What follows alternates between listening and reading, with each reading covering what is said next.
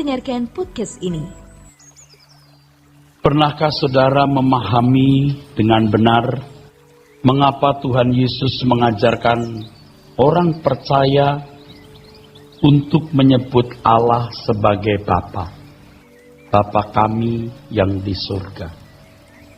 Dan berulang-ulang Tuhan Yesus mengucapkan kalimat yang indikasinya jelas bahwa kita orang percaya menyebut Allah sebagai Bapa.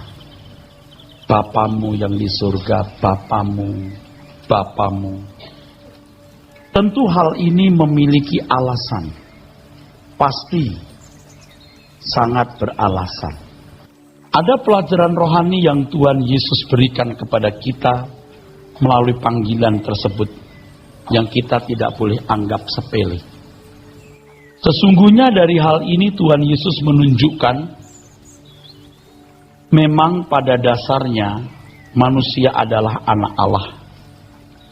Sebab roh yang ada pada manusia adalah roh dari Allah. Dan itu telah berulang-ulang saya kemukakan dari Kejadian pasal 2 ayat yang ke-7. Pada waktu penciptaan ketika Tuhan menghembuskan nafasnya, sesungguhnya sejatinya disitulah Tuhan memperanakkan makhluk yang disebut manusia ini. Tubuhnya dari bumi, tetapi isinya dari Allah. Dari hal ini kita bisa mengerti mengapa ada filosofi menyatakan bahwa manusia adalah pijaran dari api Allah.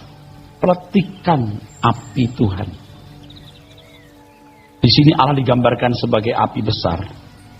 Dan manusia itu pijarannya. Manusia bukan Allah dan tidak pernah menjadi Allah. Itu harga mati yang tidak bisa diubah. Tetapi manusia memperoleh roh dari Allah. Dan Alkitab tidak ragu-ragu mengatakan bahwa manusia itu man of God. Man of God. Manusia Allah. Dari hal ini kita juga mulai mengerti mengapa ada keyakinan bahwa ada manusia-manusia yang dianggap memiliki kualitas khusus. Biasanya ini raja-raja atau kaisar-kaisar yang dipercayai sebagai keturunan atau anak dewa. Filosofi ini memang diskriminatif. Sebenarnya semua manusia adalah anak Allah. Kalau saya menggunakan kata dewa, anak dewa di atas segala dewa. Semua kita adalah anak-anak Allah karena roh yang ada pada kita itu roh dari Allah.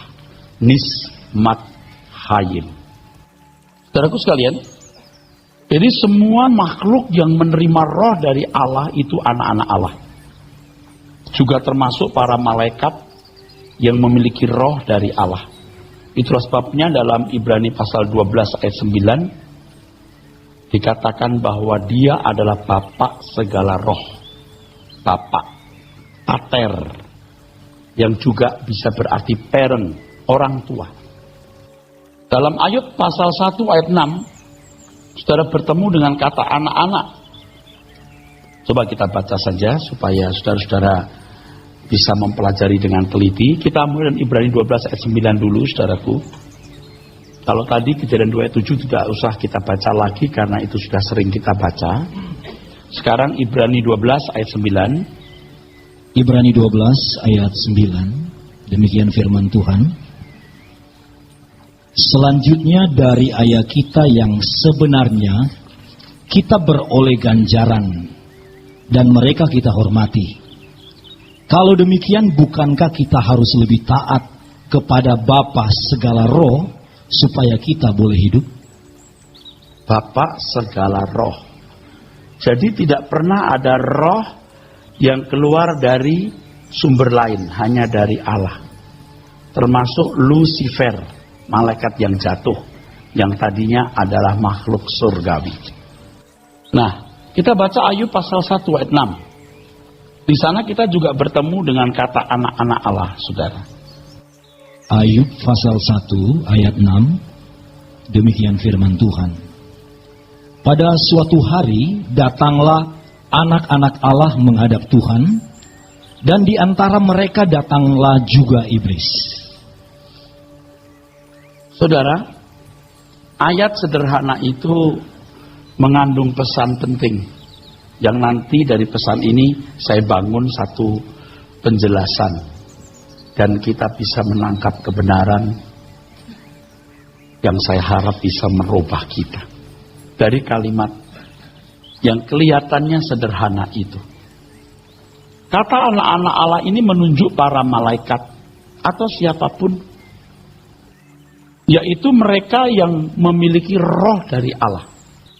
Nah, saudaraku sekalian, sebutan anak-anak Allah bisa terjadi atau sah atau diakui selama makhluk ciptaan itu hidup dalam penurutan terhadap Tuhan, hidup dalam kedaulatan Tuhan, tunduk dalam kedaulatan Tuhan, atau hidup dalam penurutan terhadap kehendak Tuhan. Begitu manusia tidak hidup dalam kedaulatan Tuhan, maka ia tidak bisa disebut anak-anak Allah. Demikian pula dalam ayat pasal 1 itu.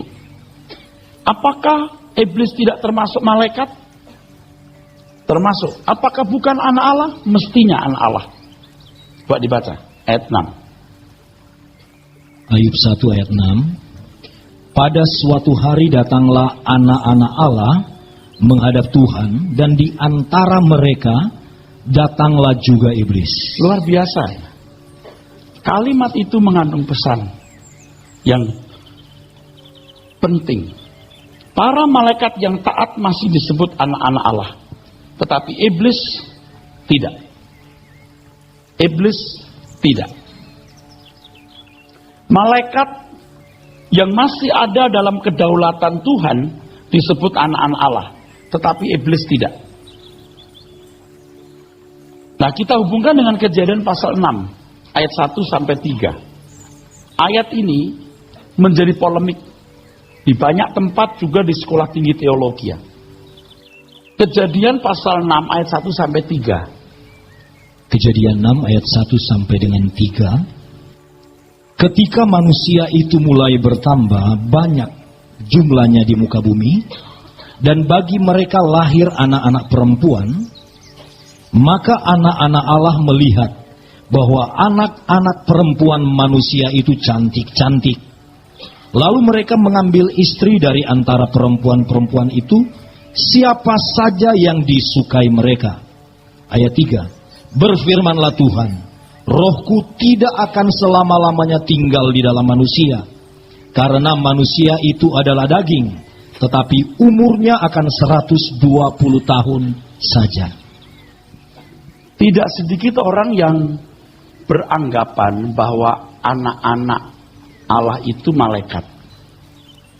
Tapi coba kita perhatikan, tidak mungkin malaikat. Nah, dari muda saya sudah meyakini ini bukan malaikat. Dalam satu disertasi yang saya tulis mengenai kawin campur beda agama dalam masyarakat Asia yang majemuk, mau tidak mau harus mengeksposisi ayat ini. Pada waktu itu saya sudah tidak ada pilihan lain, yang paling aman ini saya sebut keturunan Set, anak-anak Allah. Sedangkan anak manusia keturunan Kain. Tetapi jujur saya tidak punya landasan. Kenapa saya mengatakan itu? Coba baca. Kejadian 6 ayat 1. Ketika manusia itu mulai bertambah banyak jumlahnya di muka bumi. Manusia konteksnya ya. Ini di bumi ya. Konteksnya manusia. Terus. Dan bagi mereka lahir anak-anak perempuan. Anak-anak perempuan. Anak perempuan ini pasti anak-anak manusia, bukan? Betul? Terus. Maka anak-anak Allah melihat. Anak-anak manusia itu pasti anak perempuan, anak manusia, bukan anak-anak siapapun. Terus. Maka anak-anak Allah melihat bahwa anak-anak perempuan manusia itu cantik-cantik. Lalu mereka mengambil istri dari antara perempuan-perempuan itu. Ini konteksnya bukan para malaikat, konteksnya para manusia. keturunan Set masih dinyatakan sebagai anak-anak Allah, sebab selama itu mereka masih hidup dalam penurutan kepada kehendak Tuhan. Sampai ada yang berprestasi diangkat Tuhan hidup-hidup. Tahu saudara siapa? Henok. Jadi jangan anggap remeh. Keturunan Set ini luar biasa. Sampai ada yang diangkat hidup-hidup. Berkenan. Jadi bicara soal kerusakan total manusia, saya punya satu penjelasan lain waktu. Kan ada teologi yang mengatakan manusia sudah rusak total atau tapi tidak rusak mutlak atau segala macam penjelasan. Entah rusak total, entah rusak mutlak, loh kok ada yang sampai diangkat hidup-hidup ke surga. Ini satu dari yang lain dua. Belum yang lain yang diakui berkenan kepada Tuhan yang tidak diangkat. Itu nanti lain kesempatan kita bicara. Jadi keturunan Set ini masih dinyatakan sebagai anak-anak Allah selama mereka masih hidup dalam penurutan kepada Tuhan dalam lingkungan teokrasi. Theo itu Tuhan, krasi, kratos, pemerintahan Tuhan. Masih dalam kedaulatan Allah. Nah, saudaraku sekalian, tetapi ketika terjadi kawin campur antara keturunan Set yang disebut anak-anak Allah dan keturunan Kain yang disebut sebagai anak-anak manusia, maka roh Allah undur. Tidak logis kalau anak-anak Allah itu malaikat. Kalau yang salah malaikat, Allah tidak perlu undur dari manusia. Saudara bisa mengerti maksudnya? Nangkap maksudnya? Coba dipakai pikirannya dengan logis dan cermat. Kalau sampai roh Allah undur itu, kesalahannya terletak pada manusia. Kalau anak-anak Allah itu malaikat, kok manusia yang ditinggalkan? Betul? Nangkap maksud saya? Sederhana kan? Kalau yang salah itu malaikat, manusia jangan ditinggal dong. Oh, yang ngawinin malaikat kok. Oh, itu malaikat yang jatuh. Nggak disebut malaikat yang jatuh. Kalau tadi di kitab Ayub ada Allah, anak-anak Allah, ada iblis. Iblis pasti disebut iblis. Jadi tidak bisa dikatakan bahwa anak-anak Allah itu malaikat yang jatuh. Lalu lahirlah orang-orang raksasa. Ya, pada waktu itu makan dunia masih bersih, makanan juga masih baik. Bukan tidak mungkin ada orang yang punya tubuh tinggi. Hari ini pun juga ada orang yang tubuhnya 1,9, hampir 2 meter. Betul nggak? Ada yang mau 2 meter atau Allah berapa? Bisa saja, saudara. Ya.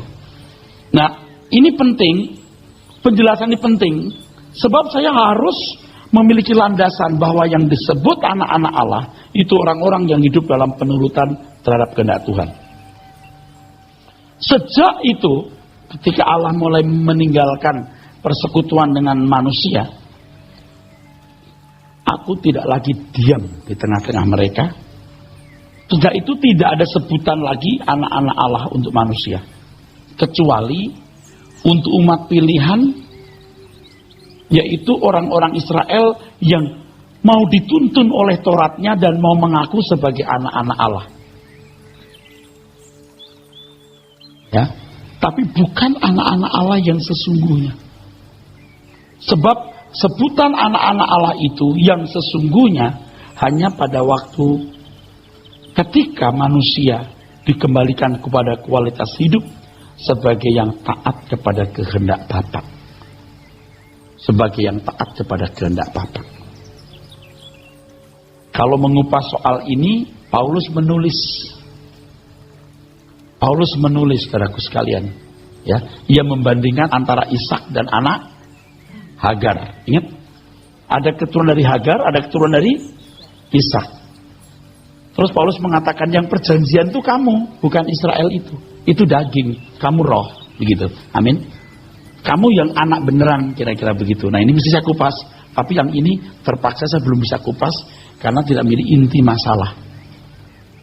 Nah, kalau saya sudah mengatakan tadi anak Allah yang sesungguhnya, itu juga ada dasarnya.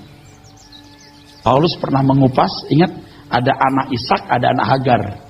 Ini bukan anak yang sah, ini anak dari gundik, gitu. Ini anak yang sah Ishak. Demikian pula kamu. Kamu itu anak perjanjian yang benar, bukan anak dari daging. tapi anak dari roh Allah. Kalau Israel, anak bukan sesungguhnya seperti umat perjanjian baru. Saudaraku sekalian, jadi yang disebut anak-anak Allah adalah mereka yang kualitas hidupnya mau ditingkatkan sampai pada taraf hidup dalam kedaulatan Tuhan. Nah, Tuhan Yesus menunjuk kepada orang-orang Yahudi yang memusuhi dia. Iblislah yang menjadi bapakmu. Nah, itu di dalam Yohanes pasal 8. Kita baca. Yohanes 8 ayat 41 sampai 44 itu rangkaian percakapan yang penting untuk menjadi dasar perenungan kita pada kesempatan ini. Yohanes 8 ayat 41, kita mulai. Yohanes 8 ayat 41, demikian firman Tuhan. Kamu mengerjakan pekerjaan bapamu sendiri. Jawab mereka, kami tidak dilahirkan dari zina. Bapa kami satu, yaitu Allah. Kata Yesus kepada mereka, jikalau Allah adalah Bapamu, kamu akan mengasihi aku, sebab aku keluar dan datang dari Allah. Dan aku datang bukan atas kehendakku sendiri, melainkan dialah yang mengutus aku. Ayat 43, apakah sebabnya kamu tidak mengerti bahasaku? Sebab kamu tidak dapat menangkap firmanku. Ayat 44, iblislah yang menjadi bapamu, dan kamu ingin melakukan keinginan-keinginan bapamu. Ia adalah pembunuh manusia sejak semula, dan tidak hidup dalam kebenaran. Sebab di dalam dia tidak ada kebenaran. Apabila ia berkata dusta, ia berkata atas kehendaknya sendiri. Sebab ia adalah pendusta dan bapa segala dusta. Saudara sekalian, kalimat Tuhan Yesus ini tegas sekali. Iblislah yang menjadi bapamu, dan kamu ingin melakukan keinginan-keinginan bapakmu. Ia adalah pembunuh manusia sejak semula dan tidak hidup dalam kebenaran. Jadi Tuhan mau mengatakan, biar kamu melakukan hukum Taurat, ya, kamu merasa diri dan mengaku anak Allah, kamu anak iblis. Jadi sebutan anak Allah itu belum sesungguhnya, belum sejatinya. Sebab di dalam iblis tidak ada kebenaran. Apabila ia berkata dusta, ia berkata atas kehendaknya sendiri, sebab ia adalah pendusta dan bapak segala dusta. Orang-orang Yahudi merasa dan mengakui bahwa Allah sebagai bapaknya, tetapi Tuhan Yesus menepis pengakuan tersebut. Dan Tuhan menunjukkan alasan, di sini penting, alasan mengapa mereka tidak pantas disebut anak-anak Allah. Alasan ini penting. Iblis bapak mereka, sebab mereka melakukan kehendak bapak mereka. Mereka bukan anak Allah. Mereka adalah anak-anak iblis karena melakukan kehendak iblis. Ini penting. Dengan demikian Tuhan Yesus menegaskan bahwa orang yang tidak melakukan kehendak Bapa adalah anak iblis, bukan anak Bapa. Titik. Saudara mau terima, tidak terima, silakan. Saya nggak ada urusan. Saya hanya menegaskan, kalau tidak melakukan kehendak Bapa, anak iblis. Anak Bapa di surga melakukan kehendak Bapa. Kok sebegitu mahalnya, Pak? Alkitab mengatakan begitu. Kalau mau dibuat murah kekristenan, wah, itu tidak sejati, tidak asli, palsu. Nah, jadi apakah seseorang anak Allah atau anak iblis dapat dibuktikan dari perbuatannya?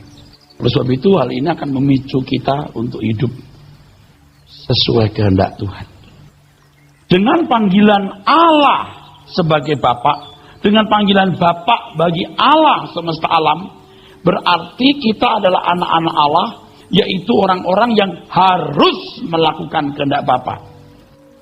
Jadi setiap orang percaya dipanggil untuk hidup dalam penurutan terhadap kehendak Allah. Nah, penurutan terhadap kehendak Allah itu, saudaraku, bukan melakukan hukum-hukum. Orang yang hidup benar sesuai hukum itu masih diperbudak hukum. Dia diikat oleh hukum. Dia diatur oleh hukum. Padahal Tuhan mengendaki kita diatur oleh Tuhan. Oleh kehendak Tuhan. Ingat, kehendak Tuhan tidak cukup, tidak bisa diwakili dengan hukum. Nah, jadi mutlak. Orang harus hidup dalam kedaulatan Tuhan secara penuh. Melakukan hukum-hukum itu belum hidup dalam kedaulatan Tuhan, tapi kedaulatan hukum. Katakan amin. Orang yang hidup menurut peraturan, menurut syariat, itu hidup dalam kedaulatan syariat, tapi bukan kedaulatan Tuhan. Kalau Anda berkata Tuhan diwakili Taurat, Tuhan diwakili syariat, Tuhan diwakili peraturan, Tuhan diwakili hukum, tidak bisa, tidak cukup, tidak cukup. Makanya Tuhan Yesus memberikan perbandingan hukum secara tertulis Taurat dan hukum secara batiniah untuk umat perjanjian baru. Yang namanya membunuh bukan hanya menghabisi nyawa, membenci, membunuh.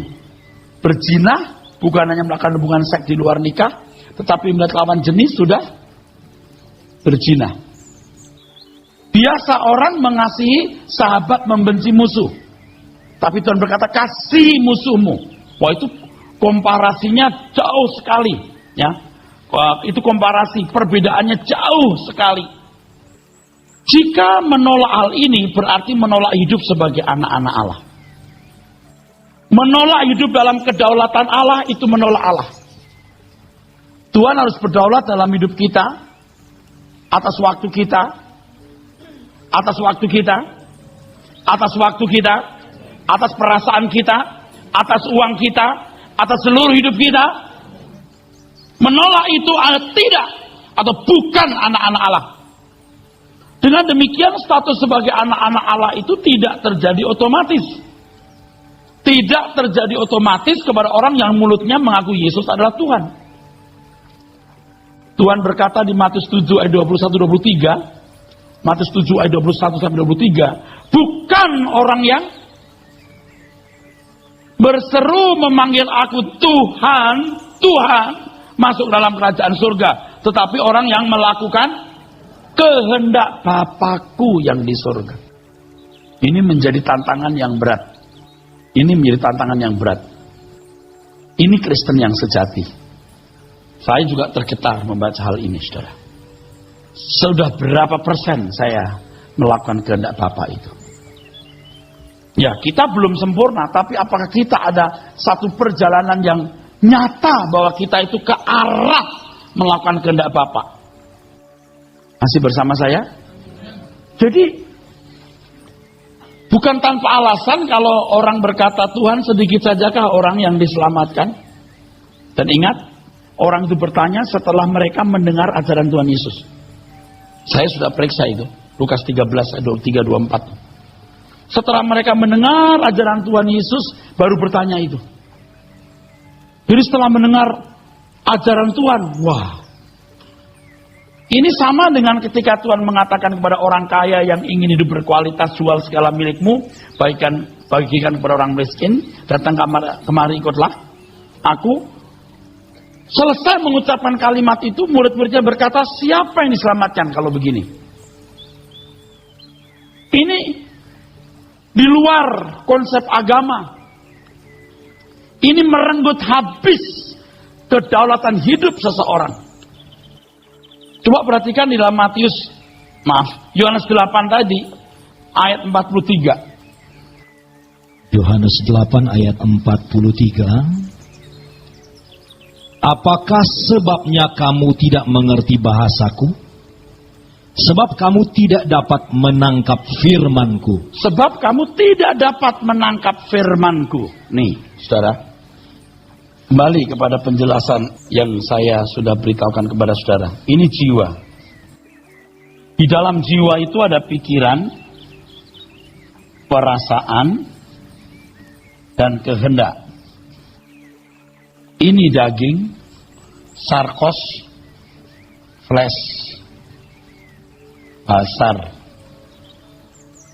Ini roh. Ini nismat kayim. Saudara sekalian, manusia itu punya roh.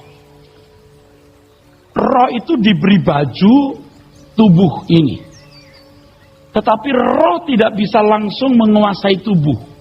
Ada interface-nya, mediatornya, yaitu jiwa. Saudara, jiwa ini harus dipengaruhi oleh roh. Atau jiwa ini harus satu frekuensi dengan roh. Kalau ini satu unsur, satu chemistry atau satu frekuensi, istilah baru yang kami diskusikan akhir-akhir ini, maka apa yang dilakukan oleh seseorang itu sesuai dengan kehendak roh. Roh ini dari Allah, Pak. Dan ini pasti satu chemistry dengan Tuhan, satu unsur dengan Allah. Ini pasti satu unsur dengan Allah. Sebelum manusia jatuh dalam dosa, roh yang menguasai jiwa, jiwa mengendalikan seluruh hidup. Tetapi ketika manusia jatuh dalam dosa, saudaraku, roh ini menjadi lemah. Ingat, roh penurut daging lemah. Roh ini protumos, ready. Protumos, tapi daging strengthless, astenes, bahasa aslinya. Strengthless, lemah, impotent, tak berdaya, tidak punya kemampuan. Tidak ada kemampuan melakukan kehendak Allah maksudnya. Karena memang manusia itu diciptakan untuk melakukan kehendak Allah. Jadi tidak mampu. Roh penurut daging lemah. Roh protumos siap melakukan kehendak Allah karena memang satu chemistry dengan Allah. Ini datang dari Allah, tetapi daging tidak nurut. Karena apa? Karena roh tidak menguasai jiwa lagi. Nah, dalam penjelasan mengenai penebusan, roh ini ditebus. Ya, itu tapi nggak dijelaskan hari ini. Roh itu ditebus. Roh dihidupkan kembali. Roh dihidupkan kembali tidak langsung membuat manusia jadi hidup benar. Tidak otomatis orang jadi anak-anak Allah. Diberi kuasa supaya, ingat, diberi kuasa supaya, tidak diberi kuasa otomatis jadi anak Allah. Enggak. Kuasa. Ingat, exousia. Lebih tepat diterjemahkan right, hak. Haknya apa? Penebusan, pelepasan dari kuasa gelap. Roh Kudus. Nih, saya beritahu. Injil. Firman Kristus, iman datang dari kebenaran oleh firman Kristus. Ini penggarapan Tuhan. Allah terus bekerja dalam mendatangkan kebaikan. Penggarapan ini Roma 28. Yang inti-inti aja. Injil Roma 1:16-17. Roh Kudus Yohanes 16:13. Ini banyak. Saudara, ini hak. Diberi kuasa terus supaya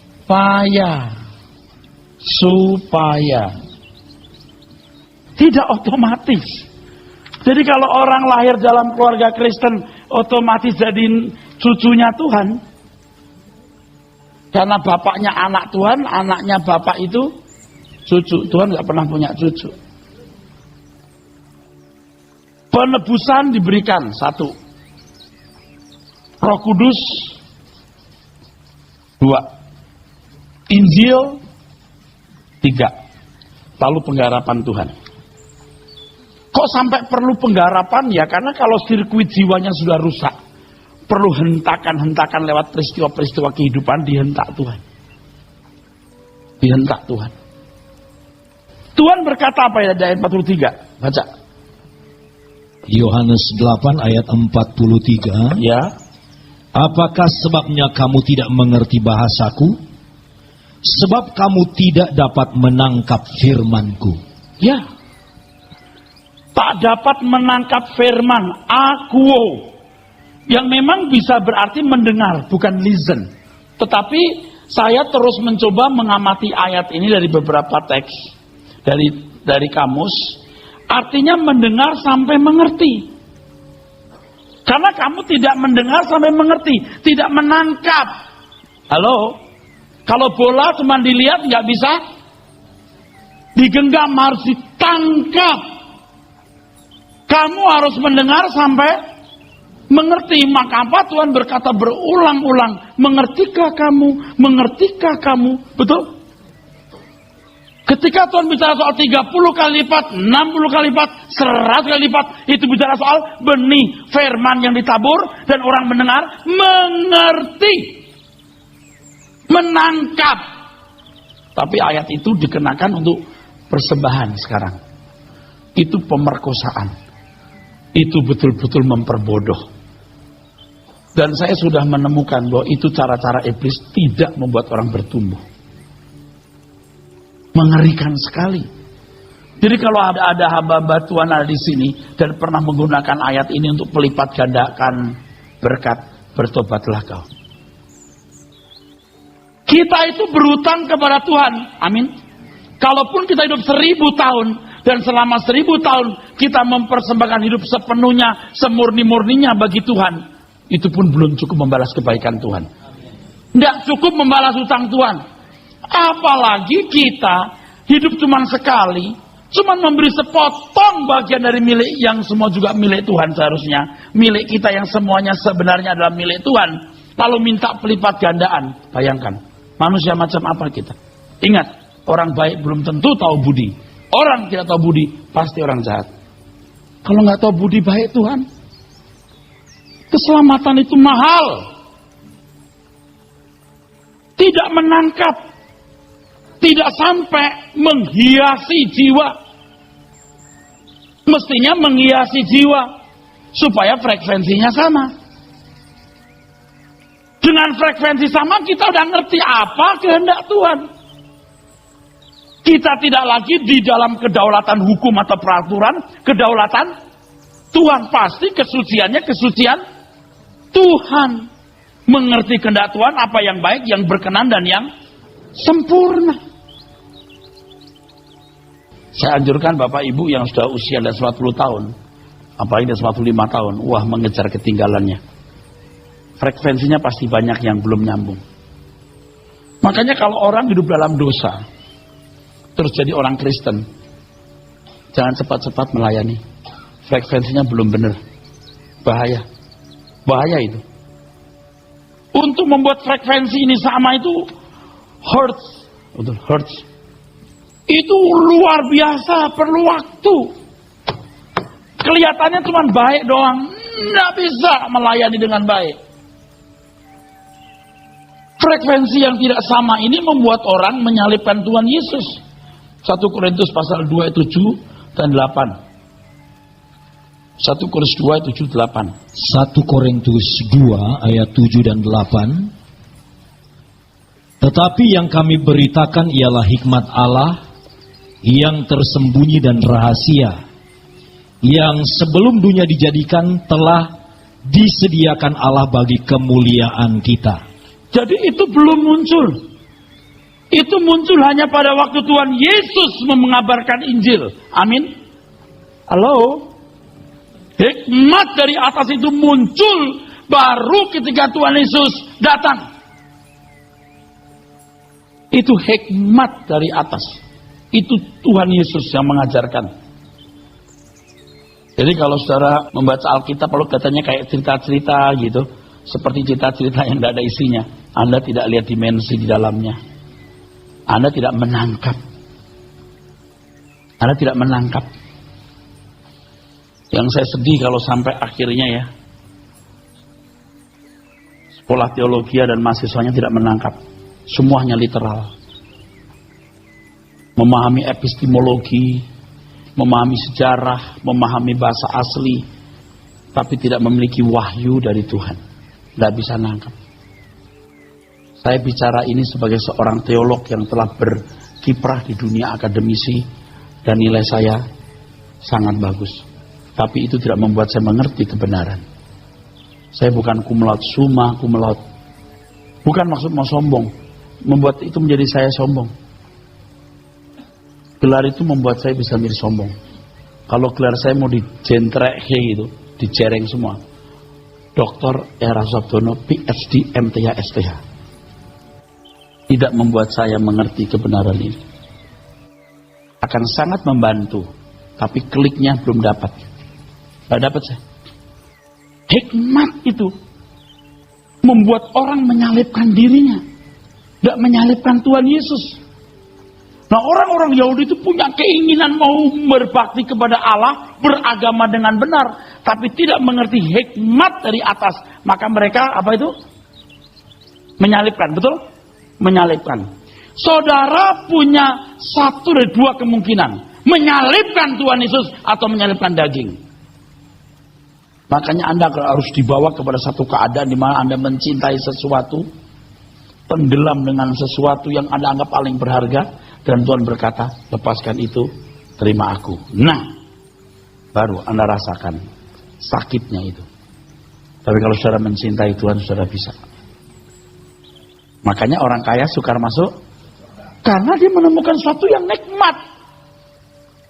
Kalau tidur di bawah, tidur di pinggiran bantaran sungai, kehujanan makan juga nggak cukup, dihina orang, diinjak-injak. Gampang saudara merindukan surga, karena bumi ini tidak menyenangkan. Tapi kalau tinggal di hotel bintang, mobilnya mewah, sopirnya banyak, sulit buat ke surga, saudara. Tetapi ingat, yang mustahil bagi manusia, tidak mustahil bagi Tuhan. Nanti saya akan bahas ini juga. Dari kesempatan ini harus saya bahas. Untuk itu kita harus belajar hikmat Allah. Kalau saudara membaca Matius 12 ayat 42. Pada waktu penghakiman, ratu dari selatan itu akan bangkit bersama angkatan ini, dan dia akan menghukumnya juga. Sebab ratu ini datang dari ujung bumi untuk mendengar hikmat Salomo. Dan sesungguhnya yang ada di sini lebih daripada Salomo. Kamu mendengar hikmat yang lebih dari Salomo, kok enggak benar? Kok enggak mau ngerti? Kok enggak menangkap? Ratu yang dari selatan saja jauh-jauh mau mendengar hikmat Salomo. Dan di sini ada yang lebih hebat dari Salomo. Kolose 2 ayat 3, Roma 11 ayat 33. Dialah hikmat itu. Dia memberitakan hikmat itu. Nah, Injil ini memuat prinsip-prinsip kebenaran. Bukan hukum. Pendeta-pendeta yang hilang akal tuh khotbahnya cuman jujur ya, jadi orang baik ya, gitu loh. Sabar ya. Bukan saya menyalahkan prinsip-prinsip kebenaran. Jangan moralis. Kalau Anda mengerti prinsip kebenaran, Anda bukan menjadi orang yang bermoral. Anda jadi orang kudus, orang saleh Tuhan yang tak bercacat dan tidak bercelah. Injil yang memuat prinsip-prinsip kebenaran, meningkatkan frekuensi manusia, pikiran manusia untuk mengerti bahasa Tuhan. Dengan mengerti bahasa Tuhan, maka seseorang baru bisa hidup dalam penurutan yang benar. Amin, saudara. Makanya ini digali. Seharusnya hidup menurut kehendak Allah tidak boleh dianggap sulit, walaupun sangat sulit.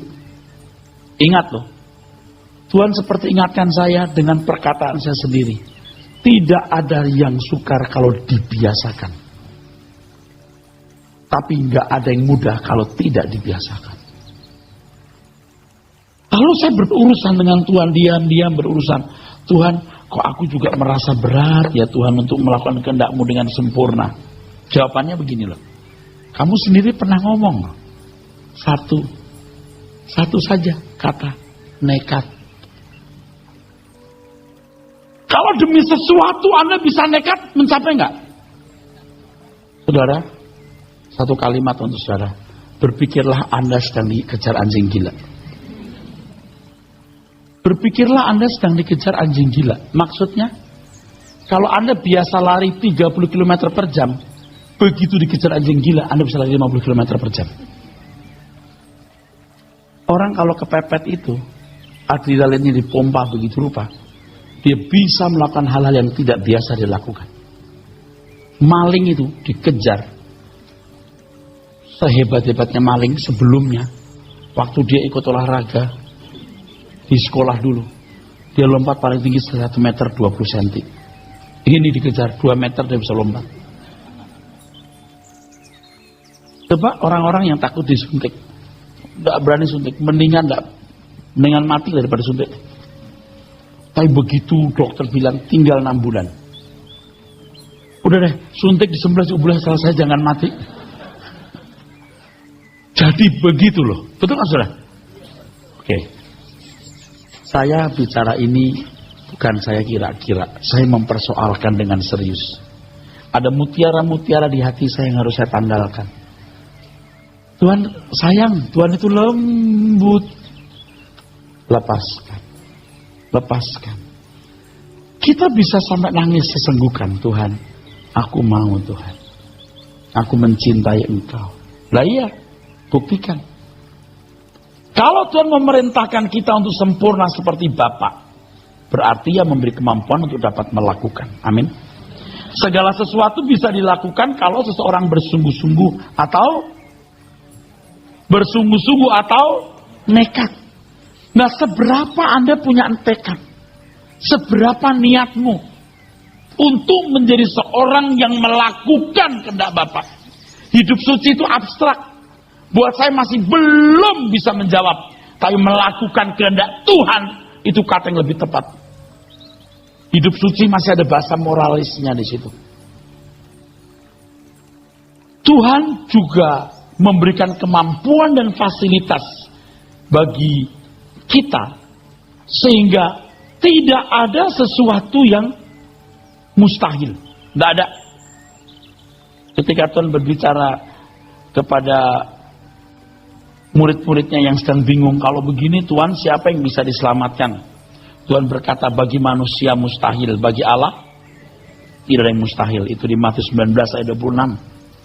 Bagi manusia hal ini tidak mungkin, tetapi bagi Allah segala sesuatu mungkin. Inilah Injil atau kabar baik itu. Inilah Injil atau kabar baik itu. Hendaknya hal ini menyemangati kita. Menyemangati kita untuk berusaha melakukan kehendak Bapa. Itulah jalan sempit atau jalan yang sesat. Jadi ketika Tuhan Yesus berbicara mengenai pintu yang sesat, yaitu ketika orang bertanya kepada Tuhan, Tuhan, sedikit sajakah orang yang diselamatkan? Tuhan menjawab pertanyaan orang itu. Berusahalah kamu. Dan ketika Tuhan berbicara hal itu, saudaraku sekalian, konteksnya adalah ketika Tuhan selesai mengajar. Lukas 13 dari ayat 22. Kalau saudara melihat pernyataan Tuhan Yesus, mau mengerti maksudnya apa, harus lihat ayat sebelum dan sesudahnya. Baru adil. Lukas 13 ayat 22. Ya. Kemudian Yesus berjalan keliling dari kota ke kota dan dari desa ke desa sambil mengajar dan meneruskan perjalanannya ke Yerusalem. Dan ada seorang yang berkata kepadanya, Tuhan, sedikit sajakah orang yang diselamatkan? Setelah mendengar pengajarannya. Betul saudara? Bukan orang yang datang langsung, Tuhan aku mau tanya nih. Enggak. Beda dengan orang kaya di Matius 19 tadi. Memang dia seorang yang beragama. Seorang pimpinan barangkali di satu sinagog. Dia ingin hidup berkualitas. Dia sudah melakukan hukum dengan baik atau sempurna. Dan Tuhan pun tidak menolak. Tuhan pun tidak menyanggah bahwa dia sungguh-sungguh telah melakukan semua dengan baik. Hanya kalau ia mau sungguh-sungguh memiliki kualitas yang Tuhan sediakan bagi umat perjanjian baru, semua harus ditanggalkan. Semua harus ditanggalkan. Nah, saudaraku sekalian, orang ini sudah mendengar begitu banyak pengajaran lalu, sedikit sajakah? Berarti dia sudah menangkap satu kesan bahwa ini perlu diperjuangkan. Amin. Ayat 24 baru Tuhan berkata apa? Ayat 24, jawab Yesus kepada orang-orang di situ, berjuanglah untuk masuk melalui pintu yang sesak itu. Sebab aku berkata kepadamu, banyak orang akan berusaha untuk masuk, tetapi tidak akan dapat. Kalau Anda berjuang bisa, ini kabar baik. Kalau Anda tidak berjuang tidak bisa.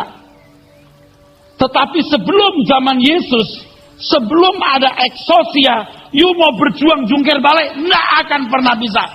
Katakan amin.